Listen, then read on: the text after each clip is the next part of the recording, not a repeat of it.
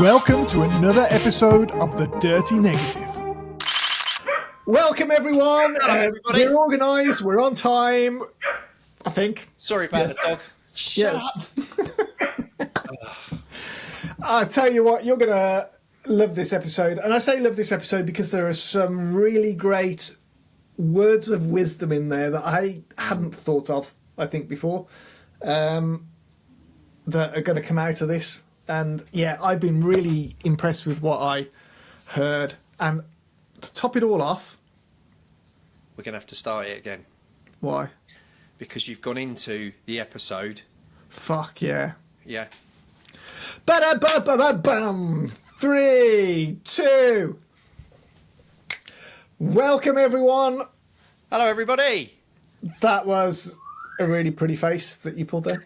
Even your parents joining in as well and saying welcome. Yeah, nice. Yeah, well, you might. Well, as I say, I've sent you. Anyway, we'll get to the episode. We've got the pictures of those now, so we'll put them on the website so people can see that it's not just you being noisy in the background, it's the parrot.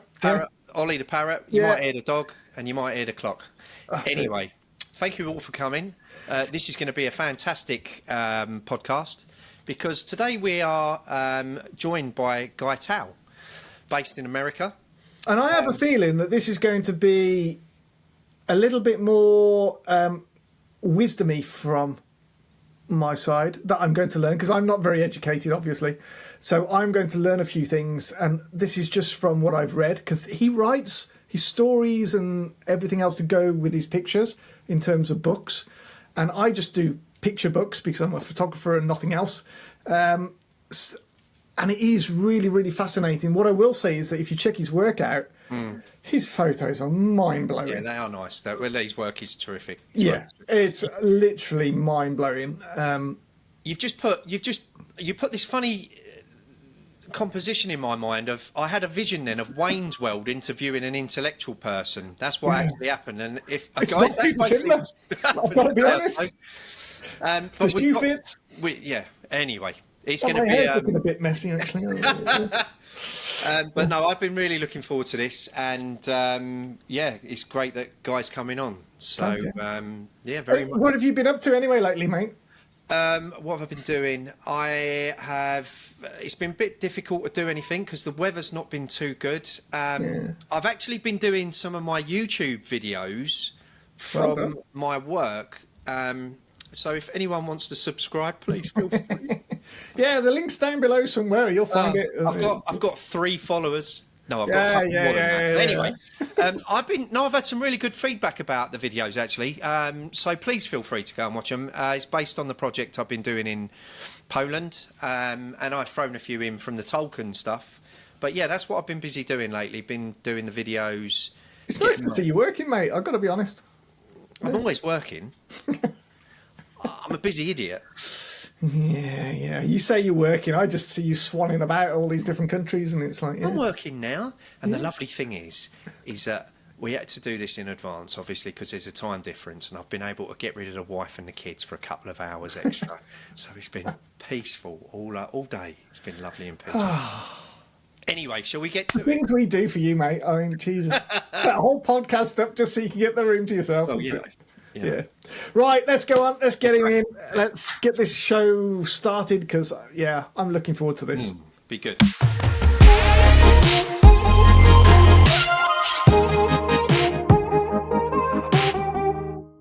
So, on this podcast, we have the wonderful Guy Tal. Guy, thank you very much for coming on. Thank you, mate. Thank you very much. I've been looking forward to having a discussion with you for a long time, and I feel very privileged that you've come on.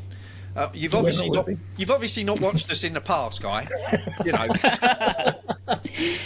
No, I always appreciate an opportunity to talk about things I love doing. And if you notice a very steep decline in your career, you know where it's come from. This is the point. This is the tipping point right now. This is where it finishes. You know.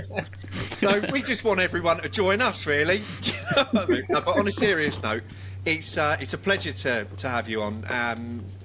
You know, and where do I start, really? I mean, your work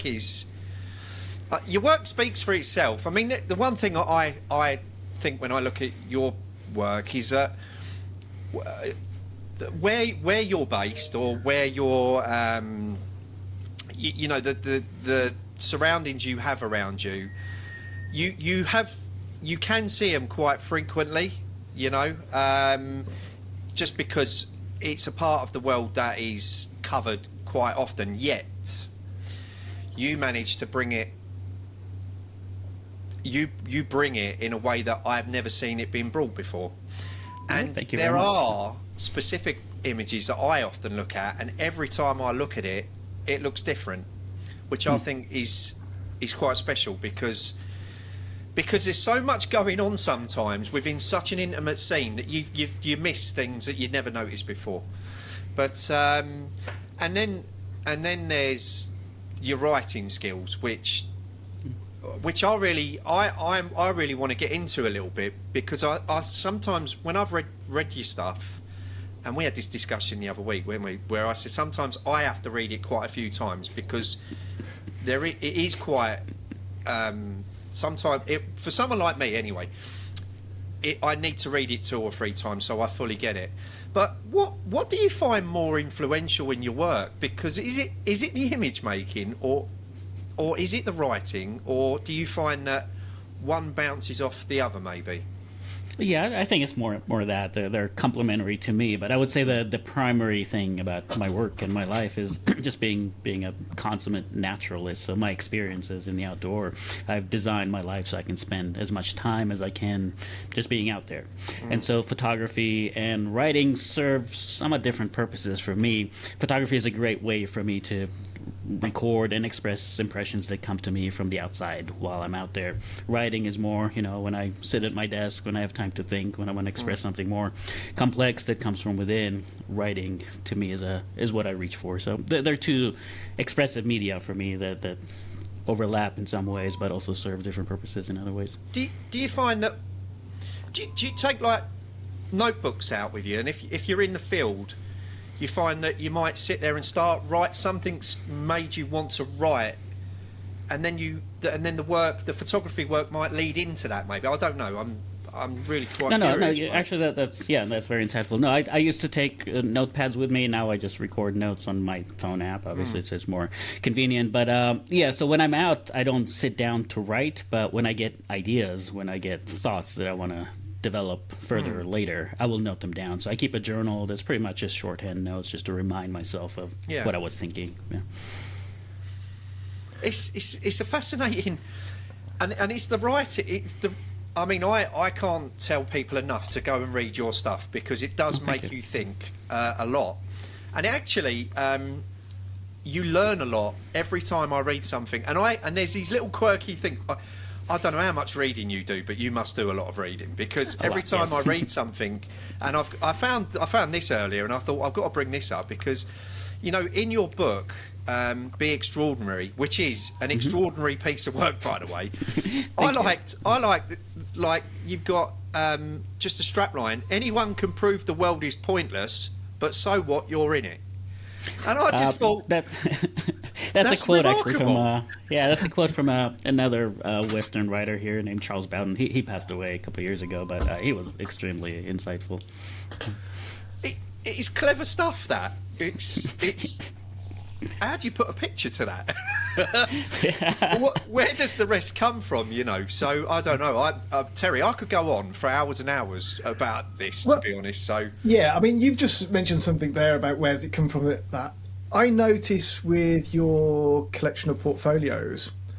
I want to ask you a question in terms of where does your inspiration come from for your next portfolio, and what you're going to do it on? Is it just suddenly you've been out and seen it, or is it a conscious decision, or?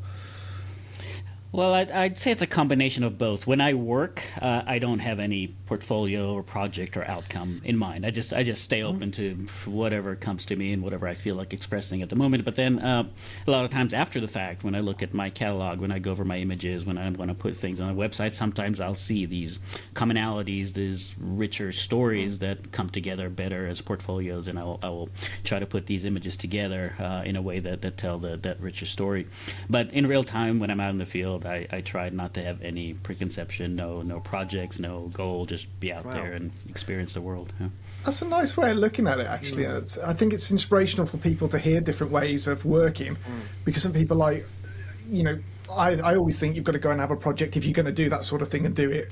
I don't. I'm very against that because I'm just lazy and I have enough of it in my day job, and I don't want to do project. But you've got these amazing portfolios that just sing across, and it is really beautiful. So in terms of the writing for that then, does that come afterwards when you sit down and you work out what story can I craft from these, what can I bring together and say, or is that... Again, I don't think there's one way that works for everything. Usually I get my inspiration when I'm outside, but I won't sit down to develop the full story right there. I will just write, little anecdotes and reminders for myself. And then later when I sit at my desk at home, that's when the deeper thinking and the weaving of the text come together. And sometimes, I'll just wake up in the middle of the night or just have, some idea pop into my head like that. I've heard that before, where all the greats write a little anecdote whenever they're out to remind themselves of this, that, and the other. See, I've never been to that. I've never got into that. So well, part of it is that my memory, is just very selective. So I know that if I don't write it down right away, I will remember that I wanted to write something, but I won't remember what it was. I'm definitely at that age. That's I've probably been there for quite a while. So yeah, I can totally relate to that. Guy, if someone throws a brief at you, for instance, does that complicate things for you, or do you know where I'm coming from with this? I am, I think I have a pretty independent, rebellious mind. I don't like doing things that people ask me to do. I like to come up with my own ideas and pretty much set my own agenda. And for a long time, I've worked as an employee, and I had a regular job, and that was always something that bothered me. Is that I always wanted to pursue my own projects, my own inspirations, but. Yeah. And the reason why I ask that is because your work is very powerful when it's self-visually, and there'll be people looking at your work and going, we might want this chap to do some work for us, but we've got to give him a brief. And I was like, and I was thinking to myself, I wonder how we would cope with that then, if based on how you've just explained how you enjoy working, I would not accept it. That's just not the kind of work that I do. Yeah. So forget that, everyone. You can't have him. But what a great way to live life. Absolutely.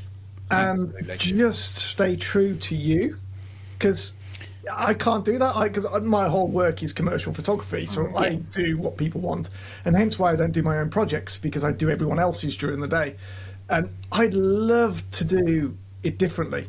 But I don't, because that's my world at the moment, and I can't get out of that in reality. Well, it's not something that just fell in my lap by coincidence. It's something that I worked deliberately, very specifically to get to in life. And for a long time, I have had a technology career, and I lived in a suburban house. And at some point, I just realized this is it. Now I need to. You've got to be very disciplined for that as well. I think. In some ways, yes, and in other ways, it's not really in my character. I have to be very disciplined in reminding myself what my priorities are and what's important, and guide my decisions, even when it's not. That's what I'm on about, because it's so easy to get swept into the world, and everyone expects this mainstream thinking on stuff.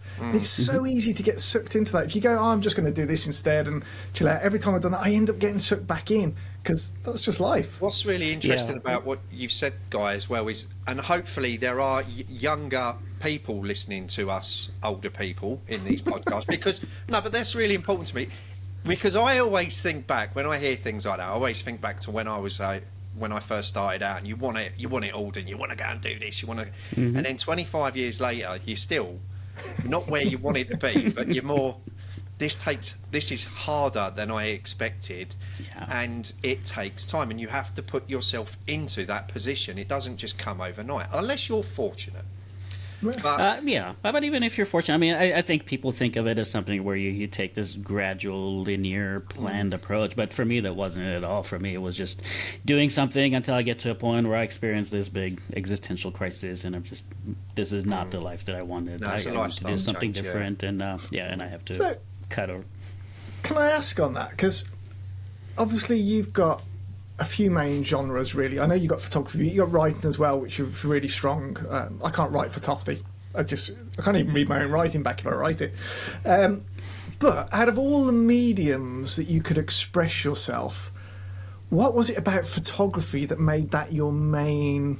I think that's your main thing. I know you supplement it with other bits and pieces and you got sketches and everything else, but why was photography your main choice to express yourself? I'm going to answer that in hindsight. This is not something that I thought, well, which medium should I use to express myself? And, you know, maybe painting, maybe music, and all photography is the one. That's not the way it happened. I just enjoyed photography, just being an outdoor explorer for a lot of years. And then I learned a lot more about art, about expression, about creativity, about the experience of flow, and how to improve my life by immersing myself in these creative activities. And things started to fall into place about what I wanted to do with photography other than just, you know, document where I've been and things that I've seen. And I would say in hindsight, I'm very grateful for that. If I had started at a young age thinking I want to be an artist when I grow up, I would probably be a painter or a musician. What I didn't realize is that photography has one enormous advantage over other art form, which is that it allows you to create, or at least to do most of your creative work, at the peak of your inspiration. You're right there, you're experiencing something, you're feeling something, you just reach for the camera. You know, you don't have to set up a canvas and start mixing paints and then, you know, get yourself into some zone and then set aside a few hours worth of work and experiment and delete this and create. It's like, no, you're right there, you're with the camera, you're completely immersed in that experience, and the camera becomes a part of it.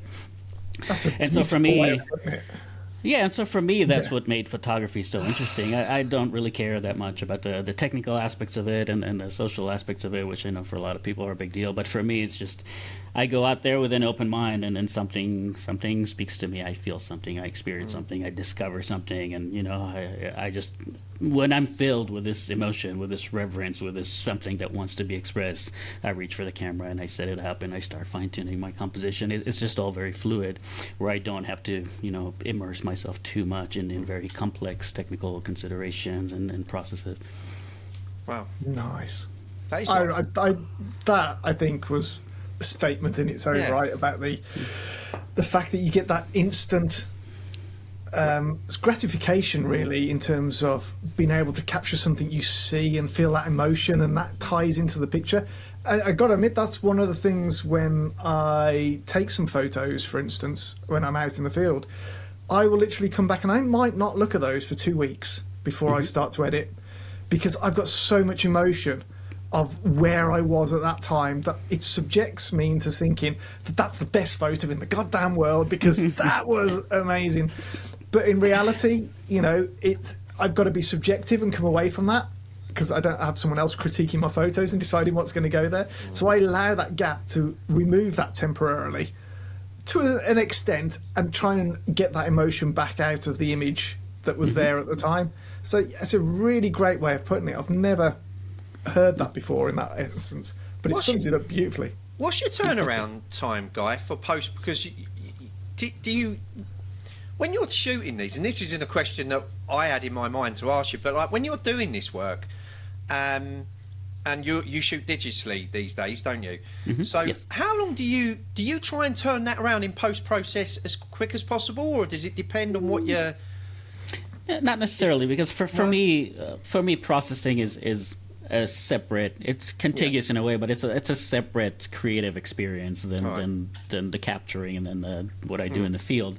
And so I don't want to rush it. You know, when I get home, I have some time. I set up my environment. I play some nice music. You know, make myself a cup of tea or a nice beverage, and I want that creative. I want that full creative experience when I process. I don't want to just rush it out to post it and then broadcast it, and I don't have to satisfy any client demands. So I wait for that time when I feel, you know, right now I just want to sit at the computer and do some processing for a couple of hours, and that's when I'll do it. And sometimes it's the following day. Sometimes it might be weeks later. Yeah.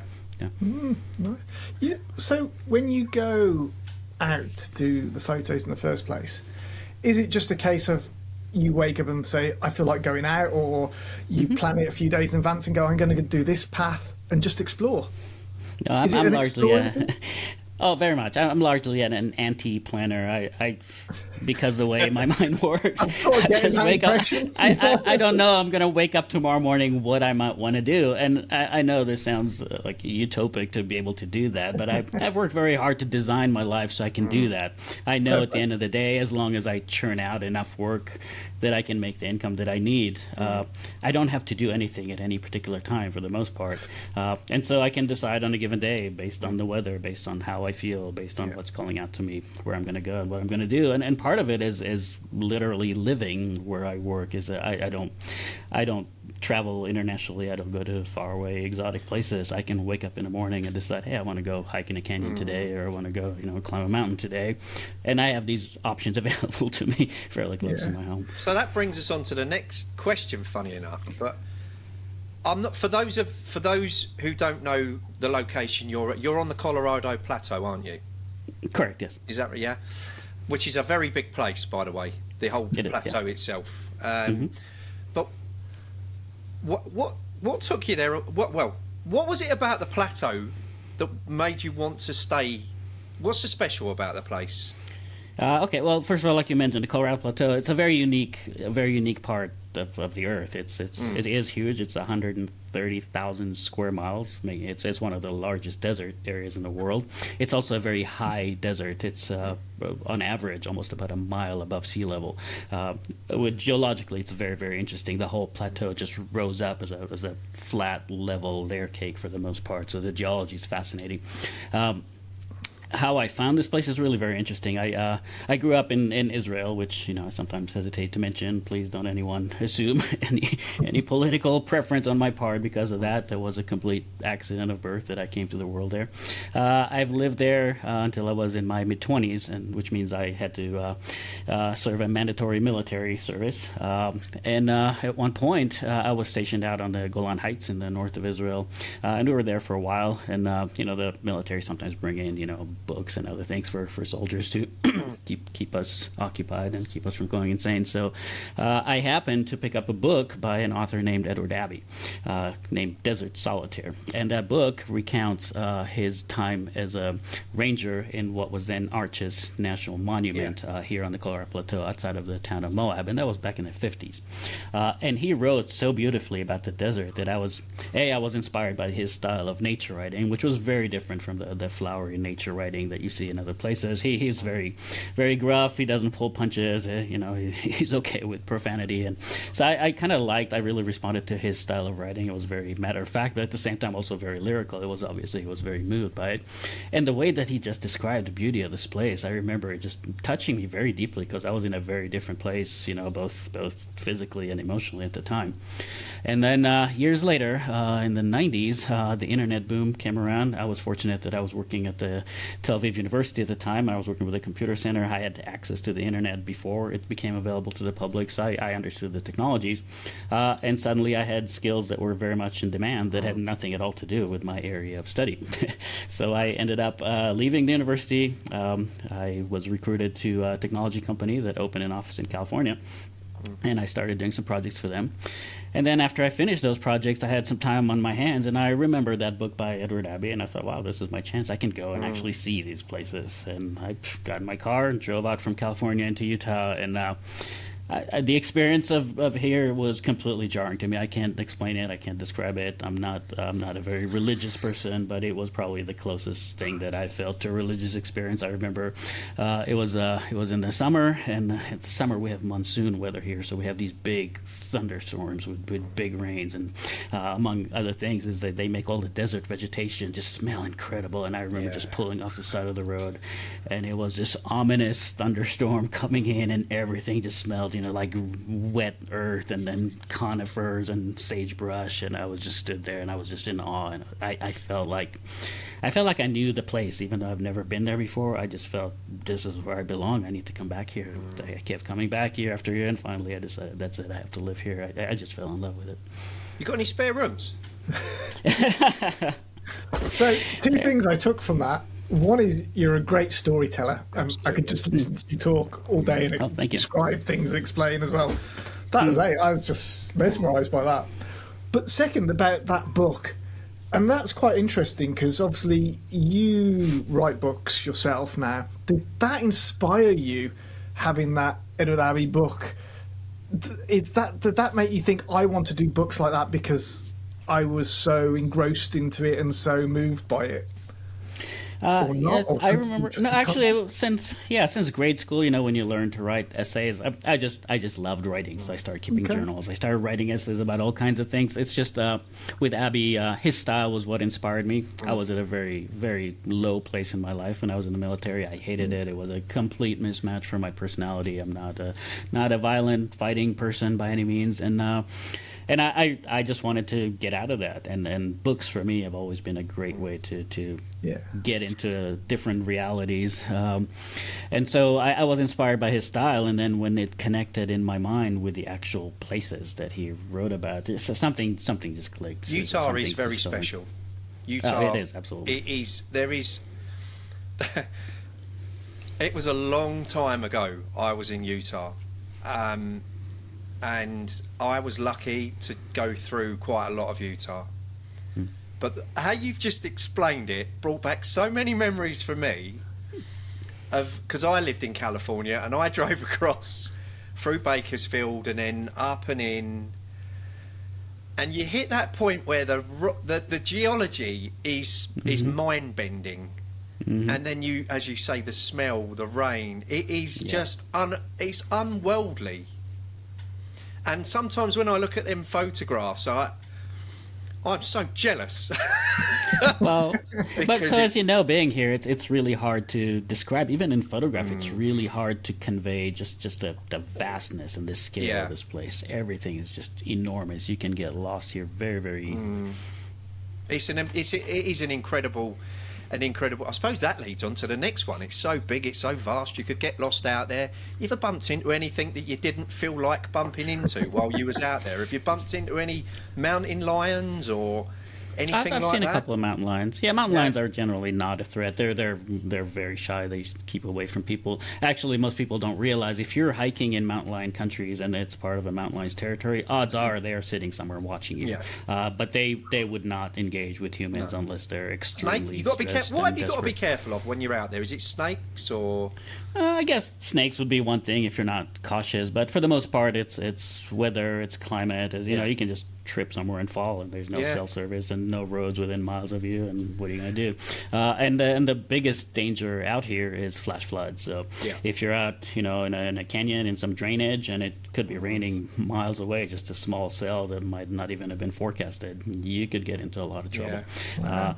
So I guess I've been exploring and hiking and camping in this country for a lot of years.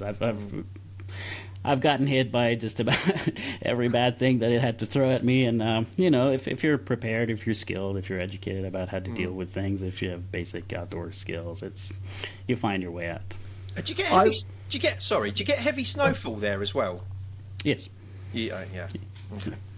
I was really liking the sound of that place until Lewis mentioned snakes, and then I'm just like, oh, I'm out of it. That's it. It's like Australia. Actually, the interesting thing is there are fairly few poisonous snakes on the plateau. There's a lot more in the southern desert, in the Mojave and the Sonora. And there's I think a couple of varieties of rattlesnakes. They're very, very rare. You could go on for years here and never see them. There's a lot of scorpions, but they're not deadly.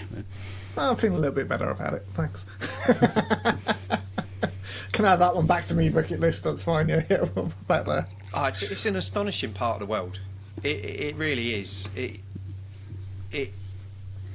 is an amazing place to visit. But the thing with Utah, well, thankfully, maybe I don't know. You might disagree with me. There are certain parts of Utah now, I imagine, like Zion, that absolutely get too many people. It's too. But then there are other parts I'd imagine that no one even knows about, and that's the lovely. Oh, for sure. That's the lovely thing about the States itself. It's so big, isn't it? You know. And for me, that's the biggest value of the national parks here is that's where most tourists go, and that's where I don't go. So I have millions of acres of wild lovely public lands that are Playground difficult access and unknown. It's just wonderful. So, I just want to ask this, going a bit more technical in terms of your photos, because there is so much detail in your photographs, like phenomenal. amount of detail. What are you using to capture these photos on? What are you traipsing around with you on those journeys? Well, I mean, I've been here long enough that for a long time it was the 4x5 view camera for probably about half my time here. But once digital started becoming a viable alternative to film, I think I got my first, I would call it, serious digital camera around 2005. It was the original Canon 1DS, and it had 11 megapixels, and at the time that was revolutionary. And for a while, I used the two in parallel, but I very quickly realized that I could do things in digital much more. It was much more easier, much more flexible, much more. There's nothing that I miss about film. I love using the view camera. I love the view camera process, but film itself, dealing with film, loading holders, loading holders, and then the cost, the development, and the scanning. I don't really miss any of that. Yeah. Oh, that's fair enough. Lewis is just film. He despises digital. I don't despise it. No. I just, gives me enough grief. I did ask you that, didn't I, when I last spoke to you about that? But I get it. I mean, and let's plug your book, because you've done the book on digital capture, which is great, and I've used it myself, even though I'm shooting film. It is, yeah. Go on, you laugh. I do get it, and when you're working in dry, scrubby desert and you're loading film, and it is difficult because it can get in the 10. It can, and it is more simple. It is more simple, I suppose. It is simpler, and also for me, the mechanical side of photography has never been the what it was about.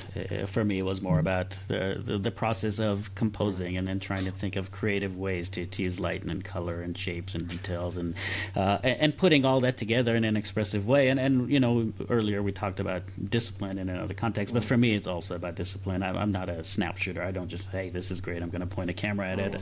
For me, it's always an extension of a bigger experience and a thought process of how can I put this together. So in a sense, I use my digital tools in a very much the same way that I use my view camera. I mean, the digital camera doesn't force me to slow down and take my time, but it's for me to choose to still do that, to really take a very thoughtful, slow, methodical approach to what I want to capture, why I want it to be this way, what's going to happen if I move, a little to the left, a little to the right, what if I come back at a different time of year, different time of day. So the same thought process for me carried over from the view camera to digital. So in that sense, it really hasn't made that big of a difference. Can I ask? I know you don't really want to talk about technical stuff, and this is not camera based. When you're producing this work, do you often think to yourself about your final print look? Is that something that you do have a good think about? What papers, stuff like that, really? Do you think I used to do that? Yeah, I used to do that more when I was photographing film, because that was my final product. There really wasn't that much. There's the ability that we have today to just throw a photo online and have people see it instantly. That wasn't part of my earlier photography experience, which I think today people just take for granted that you could do that. But with digital, it's less so. I think of the end result as the image looking on screen the way that I visualize it, and whether I end up printing it or sharing it digitally or doing anything else with it. It's no longer part of my thought process. Nice. Well, is there is there anywhere that you would like to go? Is there any places in your? Do you ever think to yourself, do you know what? I wouldn't mind having a little look at that place. Is there anywhere that you one day might like to go? Yes, I think the assumption behind that is that the Colorado Plateau is one place. The Colorado Plateau has more places than I would see in 100 lifetimes. So I'll be perfectly happy just exploring new places that are within 50 miles of my home. So I think that's the beauty of that, is the fact that you've got a playground that you've chosen, because you did choose it really, as to where you were, which has enabled you to have this lifetime body of work from, without having to spend the time traveling to get there and always searching for that greater thing somewhere else. It's on your doorstep because you made that conscious decision really at the start that was what interested you. And I think that's really, really important. We were on about it earlier about going to different places and the stuff on your doorstep, and you've got to appreciate that at the end of the day and work with what you've got because I have to add to that though that the Colorado Plateau is an extremely diverse area. So I can go all the way from low desert and sand dunes and badlands through beautiful canyons and all the way to 10,000. but that was still a choice. Mountain peaks. So for because, sure, because you could have been in Alaska, you could have been anywhere in the world, really. You could have made that choice. Yeah. And I know events helped you get there easier in that sense, but even so, that was a conscious thing, and you found your ground in there to go, I this is a place that I can just keep coming back to and doing. And yeah, and I think a lot of it is also part of personality, is that I like to drill very deeply into things. So for me, it's not just this surface appearances of where I go. I want to know the names of all the plants and all the animals, and I want to know how the seasons change and what's going to happen here when, the spring comes or autumn comes. And so for me, I need that intimate familiarity where I just feel at home when I'm outside. I don't feel uncomfortable. I was going to ask you about that in a respect, actually, in terms of, because you've got all this amazing scenery and geology around you. Are you interested in that side of it as well, all the geology and everything else that's there? Because actually that's a lifetime work for some people, just looking at that particular bit. And you seem to be looking at that and photographing it and writing about it as well. No, absolutely. It's a full-time job. Yeah, well, it is. But not just that. I just have this kind of brain that, it's just constantly hungry for information. So I have to feed my brain information always. And I like to learn about everything: geology, climate, wildlife, fauna, the native human history, the ancient human history of this place that goes back, more than 10,000 years. So yeah, there is a lot here. And for all the years I've been photographing it and studying and reading about it, and I spend almost every day outside somewhere doing something. I still feel like I have it can still surprise me sometimes, which is great. I still learn new things, I still discover new things, I see new things, and a lot of it is just going into completely unknown places. I don't look at guidebooks. It's just, hey, today I'm gonna stop at this random spot along the road and I'm gonna start walking and see where I end up. The one thing I really did want to ask you, actually, Guy, from a conservation perspective, have you noticed that many changes, for instance, in the last decade with global warming, with the... Oh, absolutely. Yeah, I mean, global warming is one thing, but in this area also the huge uptick in tourism started happening around 2010. This place was much less visited in the late 90s, early 2000s when I did my formative work here, obviously before that too. But what's interesting is I mentioned Edward Abbey. He wrote his book in the 60s about his time there in the 50s, and in the introduction to the book he says everything that I write about here is already gone or going away quickly. If you want to see it, go now. And that was 50, 60, 70 years ago. Do you find that, and has the weather changed at all? Have you noticed anything in like the difference in weather temperatures? Yeah, it's kind of hard to say because the weather here is extremely unstable because the geography is so varied, the relief of the land. The climate here is extremely volatile. So we get massive storms in the summer, we get big snows, and very cold in the winter. And so I would say yes, it's definitely gotten drier. I can tell you that. One of my most successful photograph, the photograph of the flowers in the Badland, the purple flowers in the Badland, that seems to be the one of my photographs that most people recognize. Last time that happened was in 2010, so it hasn't happened again in like 15 years or so. That's a shame. Yeah. Actually, talking about favourites in that respect, have you, because you've got such a body of work, do you keep like a little selection? These are my favourites.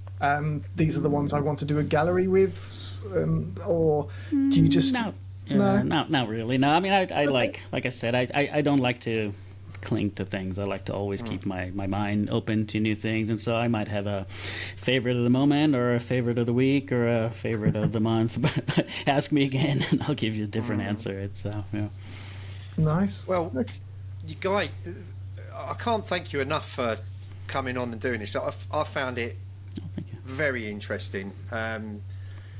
It's such a shame to hear at the end when you've said like the last time the flowering image, and the ones that I've seen of yours, 2010, did you say? Yeah. I mean, that just shows you how much maybe things have maybe changed a little bit, but it's the whole process of your career is fascinating, and I highly recommend people read your work as well as look at it, because it makes you think.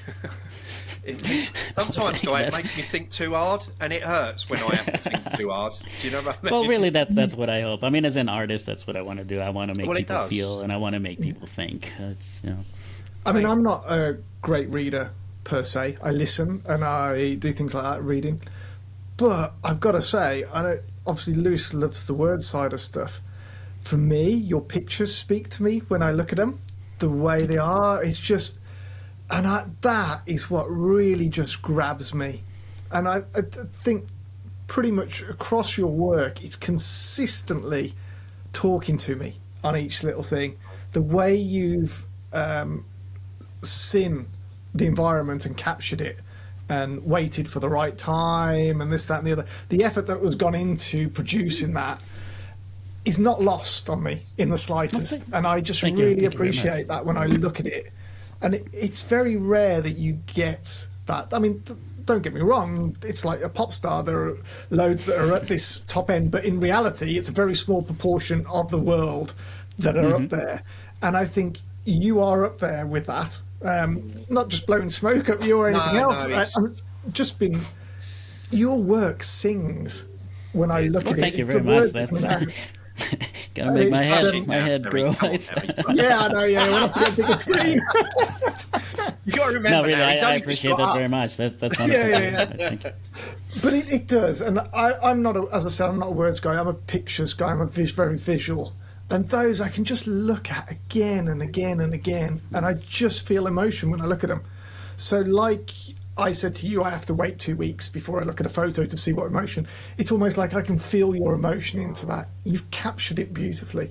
Thank you so much. So yeah, well done. It's beautiful to see. Recommend everyone to go and check it out. Absolutely, 100%. Well, listen, Guy, thank you so much for coming on. And yeah, keep doing what you're doing. And we'll just keep doing what you're doing, because it's amazing stuff. It's working. Great. Yeah, it really is.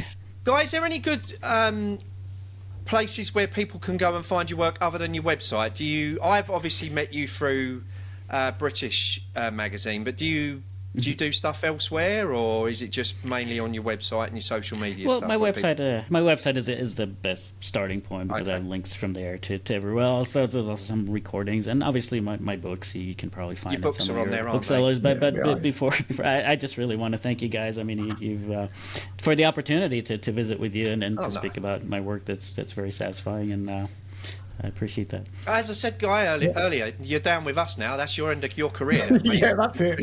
Well, it took you down to our level. Well, thank you very much. Thank you, mate. Have a lovely day, and thanks for coming on. Guy Tal, everybody.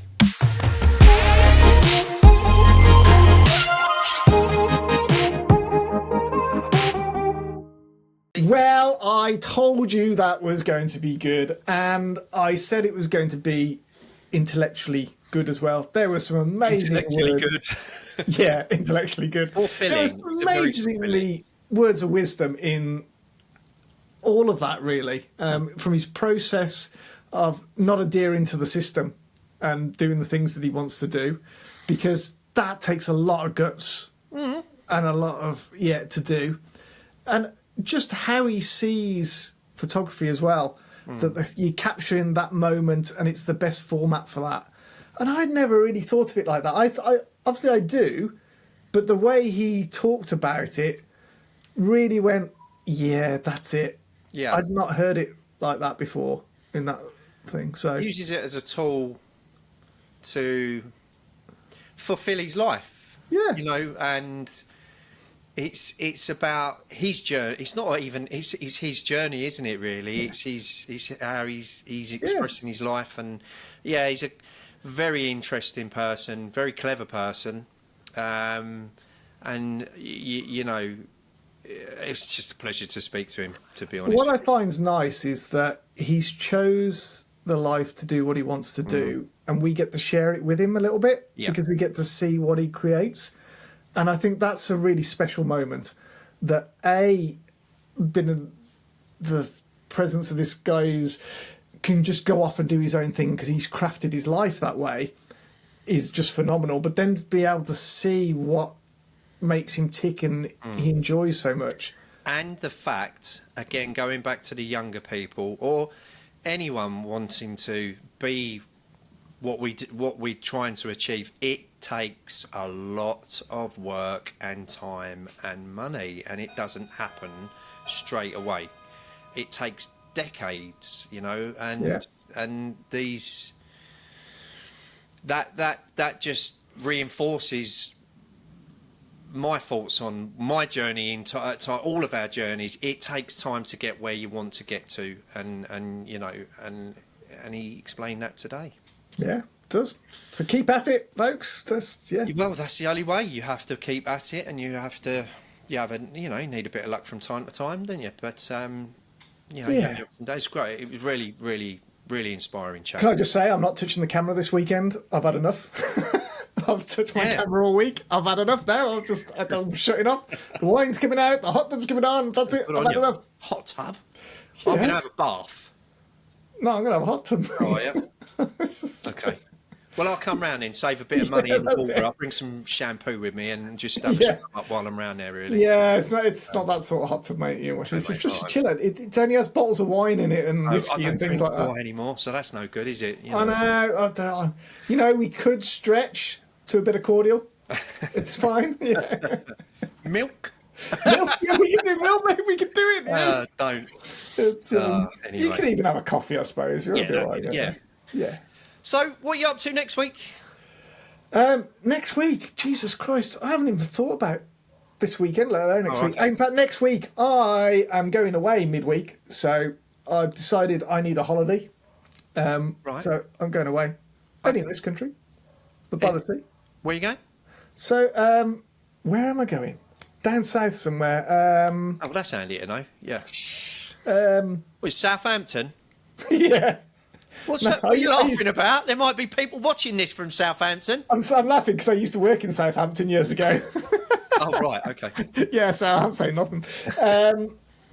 No, down Cornwall way. So literally I've rented a place right on, like 200 yards from the sea. Right.